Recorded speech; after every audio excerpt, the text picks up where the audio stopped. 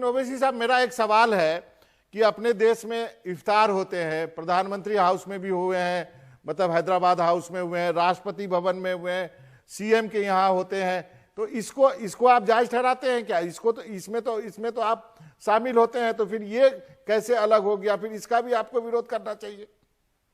Number 1 point आपके सवाल का जवाब ये है कि मेरा मानना यह है कि अगर देश में ये फैसला हो जाता है, चाहे वो सेंटर की सरकार हो या स्टेट की सरकार हो, कि हम किसी भी मजहब के रिचुअल्स में हिस्सा नहीं लेंगे, बल्कि मैं इसका डिमांड करता हूं और मैं इसका वेलकम करूंगा कि एक पूरी गवर्नमेंट ऑफ इंडिया एक फैसला ले ले कि चाहे इस्लाम हो, चाहे हिंदुइज्म हो, क्रिश्चियनिटी हो, बौद्ध मजहब हो, जैन मजहब हो, हम किसी भी सरकार की तरफ से कोई भी रिलीजन के रिचुअल्स में हिस्सा नहीं लेंगे। मैं इसका वेलकम करता हूं। तो इसका मतलब ओवैसी साहब, आपका ये कहना है कि इफ्तार जो है वो पॉलिटिकल पेट्रोनेज में, सीएम के हाउस में, पीएम हाउस में, राष्ट्रपति भवन, ये सब में बंद होना चाहिए?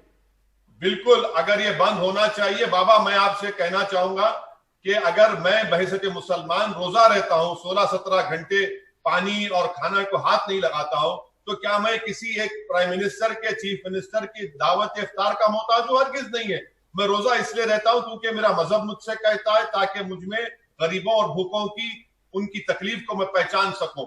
मैं यहां पर आपसे कह रहा हूं कि इफ्तार की दावत और एक मंदिर का भूमि पूजन करना, इसमें जमीन आसमान का फर्क है। ये बाबरी मस्जिद की जगह पर, जहां पर 400 साल मस्जिद थी और उस मस्जिद के तीनों जानिब कब्रिस्तान था, वहां पर आज आप ये काम करने जा रहे हैं बेइज्जती प्राइम मिनिस्टर। एक और सवाल है ओवैसी साहब मेरा। अक्षरधाम दिल्ली में एक मंदिर है, उसका उद्घाटन हुआ था, मैंने भी कवर किया था। मनमोहन सिंह बतौर एलओपी राज्यसभा के थे, वो शामिल हुए थे जो बाद में प्रधानमंत्री बने। क्या ये आप इसको क्या उचित मानेंगे? इसकी भी तो मुखालफत होनी चाहिए। देखिए, अगर मंदिर बनाने वालों ने अगर किसी को दावत दी है और वो वहां पर जाते हैं और उसमें सरकार का कोई रोल नहीं है, सरकार का पैसा नहीं लग रहा है, तो यकीनन उसमें कोई बुरी बात नहीं है। अगर सरकार का पैसा लग रहा है और सरकार वहां पर पूरा अपनी मशीनरी को इस्तेमाल कर रही है। अब ये बाबरी मस्जिद का और भूमि पूजन का जो मसला है, इसकी एक हिस्ट्री रही है कि आजाद हिंद में अगर मुसलमानों को ग्रीवियंस है इस मसले के ऊपर, तो हक बजानिब है।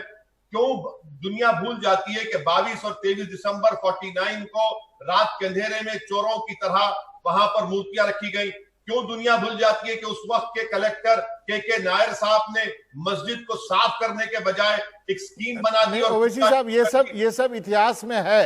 मेरा आपसे सीधा सवाल था कि Manmohan Singh ji leader of opposition Rajya Sabha में होते हुए अक्षरधाम मंदिर के उद्घाटन में क्यों जाते हैं? इसकी भी तो भर्त्सना होनी चाहिए। देखिए, मुझे नहीं मालूम कि अक्षरधाम मंदिर में सरकार का क्या इन्वॉल्वमेंट था। मैं आपसे फिर से कह रहा हूं कि गवर्नमेंट का किसी भी रिलीजन के रिचुअल्स में, उसके तमाम चीजों में उनको शामिल नहीं होना चाहिए।